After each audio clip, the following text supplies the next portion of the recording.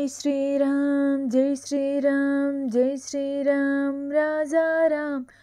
జై శ్రీరామ్ అండి. ఈరోజు వ్లాగ్లో అయోధ్యలో బాలరాముడి ప్రాణప్రతిష్ఠ జరిగింది కదా. సో మేము ఇంట్లోనే ఎలా సెలబ్రేట్ చేసుకున్నామో ఈ వ్లాగ్లో చూసేయండి. సో అయోధ్యలో రామ మందిరం అనేది చాలా ప్రత్యేకమంది. ఎందుకంటే రాముడి జన్మభూమిగా భావించే చోట అనమాట. రామ మందిరాన్ని నిర్మించడం కోసం ఎన్నో పోరాటాలు జరిగాయండి. మరెన్నో విధ్వంసాలు కూడా జరిగాయి అన్నమాట. మరెన్నో వివాదాలు కూడా అయోధ్యని చుట్టుముట్టాయి.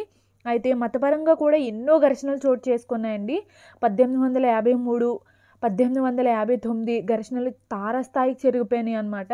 దీంతో అప్పుడు ఉన్న బ్రిటిష్ గవర్నమెంట్ ఏం చేసిందంటే అయోధ్యలో ఉన్న వివాదాస్పద భూమి ఏదైతే ఉందో దాని చుట్టూ కంచెలు ఏర్పాటు చేసిందండి. 2020 మార్చి 25వ తేదీన 28 ఏళ్ల పాటు టెంట్లో ఉన్న రాముడి విగ్రహాన్ని ఫైబర్ టెంపుల్లోకి తరలించారండి.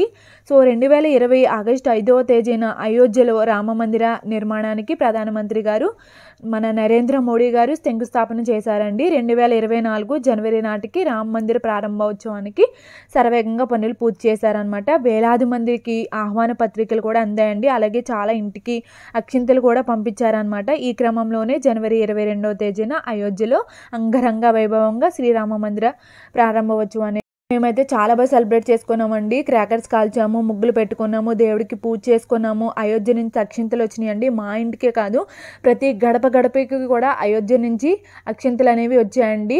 సో పూజ చేసుకున్న అనంతరం ఆ అక్షింతలు శిరస్సును జల్లుకున్నామండి. అదే రోజు మా ఊరు గ్రామదేవత గంగానమ్మ తల్లికి కూడా మేము ఇంట్లో నైవేద్యం పెట్టుకున్నామండి. సో ఇప్పటి నుంచి అయితే ముగ్గు వేస్తున్నాను.